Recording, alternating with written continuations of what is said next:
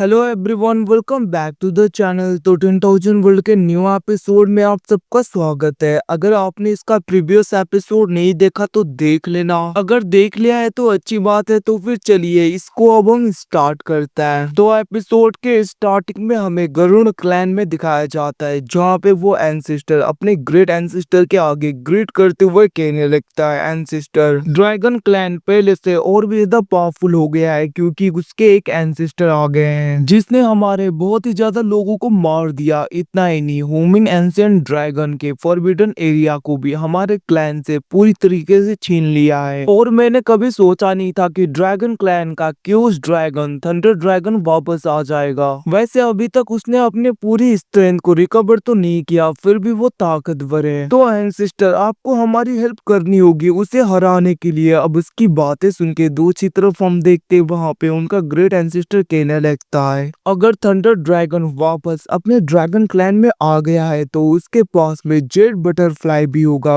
और अगर उसने अपने पूरे स्ट्रेंथ को रिकवर नहीं किया तो ये हमारे लिए बहुत ही अच्छा अपॉर्चुनिटी है उसके हाथों से जेड बटरफ्लाई को छीनने का। अगर मैंने एक बार उसके जेड बटरफ्लाई को पूरी तरीके से छीन लिया तो ये मेरे लिए बहुत ही अच्छा अपॉर्चुनिटी होगा। मैं अपने पीक के स्ट्रेंथ को फिर से रिकवर कर पाऊंगा और मैं पहले की तरह बहुत ही ज्यादा पावरफुल हो जाऊंगा। अब हम देखते वो वहां पे अपने कुछ स्ट्रेंथ को उस एंसेस्टर के अंदर डालने लगता है, और वो ग्रेट एंसेस्टर कहने लगता है, तुम बस कुछ टाइम के लिए वेट करो, इन पूरे एनर्जी को तुम्हारे बॉडी के अंदर एब्जॉर्ब होने दो, और अगर ये स्ट्रेंथ तुम्हारे बॉडी के अंदर पूरी तरीके से एब्जॉर्ब हो गया तो उसके बाद में मैं कुछ टाइम के लिए तुम्हारे बॉडी को लूंगा और जाकर उन सबको खत्म कर दूंगा। फिर मैं देखता हूँ आखिरकार वो लोग मेरे अटैक से कैसे बचते हैं। वैसे भी अभी के लिए मैं बस एक सोल हूँ, मेरी रियल बॉडी नहीं है, तो मुझे डायरेक्टली तुम्हारे बॉडी को ही कंट्रोल करके अटैक करना होगा उनके ऊपर। अब अपनी ग्रेट एंसेस्टर की बातें सुन के वो एंसेस्टर कहने लगता है, जैसा आपको वो एंसेस्टर, और हम देखते वो वहां पे उन गोल्डन एनर्जी को, उन रे को पूरी तरीके से एब्जॉर्ब कर रहा था। और हम देखते कुछ टाइम के बाद में वो पूरी एनर्जी एब्जॉर्ब होने के बाद में उस ग्रेट एंसेस्टर ने उस एंसेस्टर की बॉडी को पूरी तरीके से कंट्रोल कर लिया था, और वो डायरेक्टली एंशिएंट होमिंग ड्रैगन के फॉरबिडन एरिया की तरफ आने लगता है, जहाँ पे उसे देखकर हम देखते तभी वहां पे होमिंग एंशिएंट ड्रैगन का वो स्पिरिचुअल सोल वापस बाहर आ गया था। वो कहने लगता है, आखिरकार किसकी हिम्मत हुई इसके अंदर जाने की, ट्राई करने की। इतना कहते हुए वो वहां पे बहुत ज्यादा गुस्सा हो रहा था। अब उसकी बातें सुन के दूसरी तरफ हम देखते वहां पे वो ग्रेट एंसेस्टर कहने लगता है, सच में हजारों सालों पहले मैंने इनकी क्या हालत की थी ये सब लोग भूल गए शायद। अभी भी इनके अंदर इतने ज्यादा एरोगेंसी है। इतना कहते हुए वो भी वहां पे पूरी तरीके से तैयार हो गया था। हम देखते वहां पे होंगमे एंशिएंट ड्रैगन डायरेक्टली उस बंदे के ऊपर अटैक कर देता है, बट हम देखते वहां पे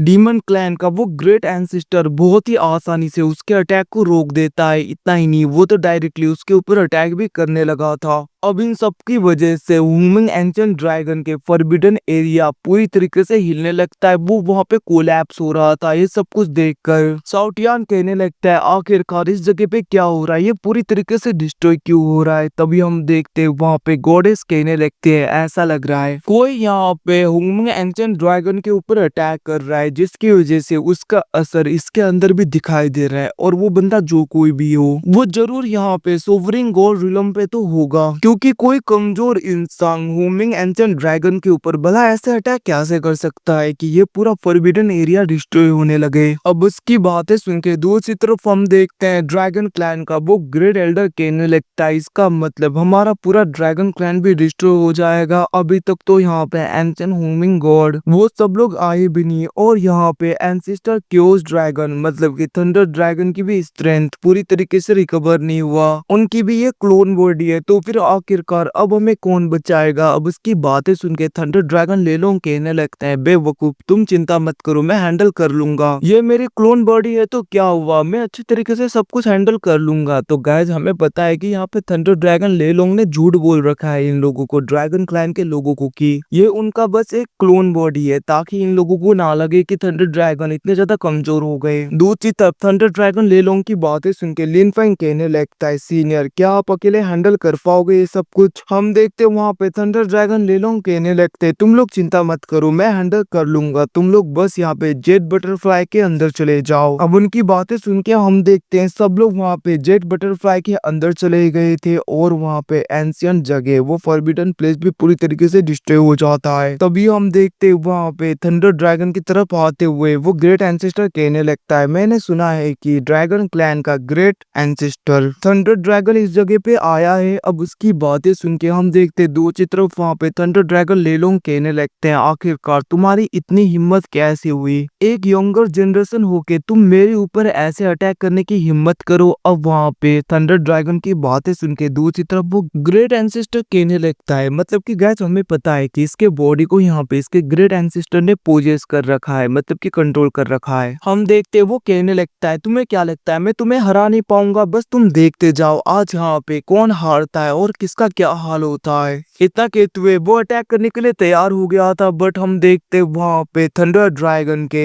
डिवाइन थंडर अटैक की वजह से वो ग्रेट एंसेस्टर पीछे हो गया था और वो कहने लगता है सच में इतने ज्यादा पावरफुल अटैक ये जरूर यहाँ पे जेट बटरफ्लाई ऑफ क्रिएशन इसी की हेल्प की वजह से हो रखा है। अब हम देखते वो वहाँ पे अटैक करने के लिए तैयार हो गया था, बट तभी वहाँ पे होमिंग एंशिएंट ड्रैगन मिंग आ गए थे। वो कहने लगता है तुम्हें क्या लगता है तुम इतनी आसानी से मुझे फंसा सकते हो कहीं पे। इतना कहते हुए वो वहाँ पे बहुत ही ज्यादा गुस्सा हो रहे थे। हम देखते वहाँ पे उन्हें देखकर वो बंदा वो ग्रेट एंसेस्टर डर गया था। वो कहने लगता है इसकी पूरी स्ट्रेंथ कैसे रिकवर हो गया और हम देखते वो भागने की ट्राई करता है। दूसरी तरफ वहाँ पे एंशिएंट ड्रैगन मिंग कहने लगते हैं तुम्हें क्या लगता है मैं तुम्हें पहचान नहीं पाऊंगा, आखिरकार इसके बॉडी के अंदर तुम हो कौन। वैसे भी हजारों सालों पहले मैंने तुम्हें कुछ नहीं किया था क्योंकि तुम बहुत ही ज्यादा कमजोर थे, बट देखो फिर से मेरे आगे आ गए। ये सब कुछ कहते हुए हम देखते वो डायरेक्टली अटैक करके उसके सोल को पूरी तरीके से निकाल लेते हैं और उसके सोल को पूरी तरीके से डिस्ट्रॉय कर देते हैं। हम देखते दूसरी तरफ वो एंसेस्टर भागने की ट्राई करता है, दूसरा वाला उसके ऊपर भी क्योस ड्रैगन थोड़ा सा पावरफुल अटैक करते हैं जिसकी वजह से वो इंजर्ड होते हुए वहां से भाग गया था। दूसरी तरफ ये सब कुछ देख के वहां पे थंडर ड्रैगन कहने लगता है सच में मेंग तुमने तो अपने पूरे कल्टीवेशन पूरे स्ट्रेंथ को रिकवर कर लिया। अब उसकी बातें सुन के वहां पे लाओ मेंग कहने लगते हैं तुम्हें भी अपनी स्ट्रेंथ को पूरी तरीके से यहाँ पे रिकवर करना होगा क्योंकि तुम्हारे पास में भी ज्यादा वक्त नहीं है। अगर तुम ऐसे ही स्लोली करते रहोगे तो पता नहीं फ्यूचर में क्या होगा तुम्हारा।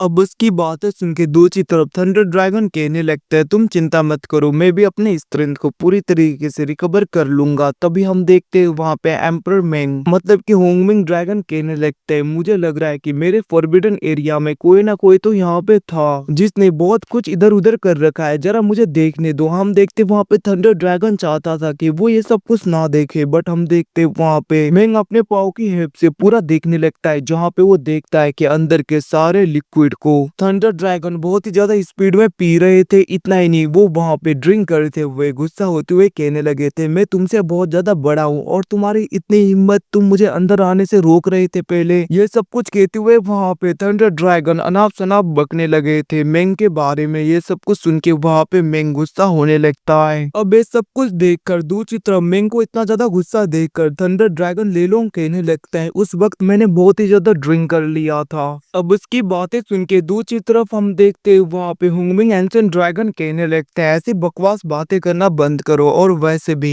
याद रखना अब से यहाँ पे ऐसी चीजें करोगे तो तुम्हारे लिए अच्छा नहीं होगा। इतना कहते हुए हम देखते वो जाने लगे थे। उसके जाने के बाद में थंडर ड्रैगन ले लो कहने लगते हैं यार पूरा दिमाग खराब कर दिया, बट हम देखते तभी वहाँ पे एंशिएंट ड्रैगन आ जाते हैं। वो कहने लगते हैं क्या तुमने कुछ कहा। हम देखते हैं वहाँ पे थंडर ड्रैगन ले लो कहने लगते हैं कुछ नहीं कहा। अब उसकी बातें सुन के हम देखते वहाँ पे मेंग कहने लगते हैं कोई भी होप मत करना मैं तुम्हें कुछ नहीं देने वाला। इतना कहते हुए वो वहाँ से चले गए थे। वहीं पे दूसरी तरफ हम लिन फैंग को और साउटियान को देखते हैं जहाँ पे साउटियान कहने लगता है थंडर ड्रैगन सीनियर आप तो बहुत ही ज्यादा कमाल के हो, बहुत ही ज्यादा पावरफुल हो, आपकी वजह से देखिए हम कितने ज्यादा स्ट्रॉन्ग हो गए। सच में वो डिवाइन लिक्विड्स तो बहुत ही ज्यादा पावरफुल थे। अब हमें कहाँ पे जाना है सीनियर, आपके पास में कोई आइडिया है? आप अब हमें कहाँ पे ले जाना चाहते हो जहाँ पे बहुत ही ज्यादा ट्रेजर्स हो। ओ माय गॉड मैं तो जाने के लिए बहुत ही ज्यादा बेताब हूँ। उसके ऐसे नौटंकी को सुन के वहाँ पे थंडर ड्रैगन लेलोंग कहने लगता है, तुम लोग चिंता मत करो, हाँ वैसे मैंने यहाँ पे उस डीमन क्लैन के लीडर के ऊपर अपने सोल मार्क को छोड़ा था, तो हम डायरेक्टली उसके ही जगह पे जाके उन्हें लूटेंगे, बहुत ही ज्यादा मजा आएगा। ये सब कुछ कहते हुए हम देखते वो लोग डायरेक्टली आगे की तरफ चले गए थे। अब यहाँ से सीन शिफ्ट होके हमें गुरुराज क्लैन में दिखाया जाता है, जहाँ पे वो ग्रेट एंसिस्टर बहुत ही ज्यादा गुस्सा होता है और हमें पास्ट का टाइम दिखाया जाता है, जब यहाँ पे इस एंसिस्टर ने अपने ग्रेट एंसिस्टर के स्टैचू को पूरी तरीके से डिस्ट्रॉय कर दिया था, ताकि ये अपने स्टैचू को उस जगह पे बना पाए। अब हम फिर से प्रेजेंट में देखते हैं, जहाँ पे वो ग्रेट एंसिस्टर बहुत ही ज्यादा गुस्सा हो रहा था, वो भड़कने लगता है, वो कहने लगता है, लो ली आखिरकार मेरा ग्रेट स्टैचू कहाँ पे गया जो इस जगह पे था। और वो वहाँ पे बहुत ही ज्यादा गुस्सा हो रहा था। अब उसे इतना ज्यादा गुस्से में देखकर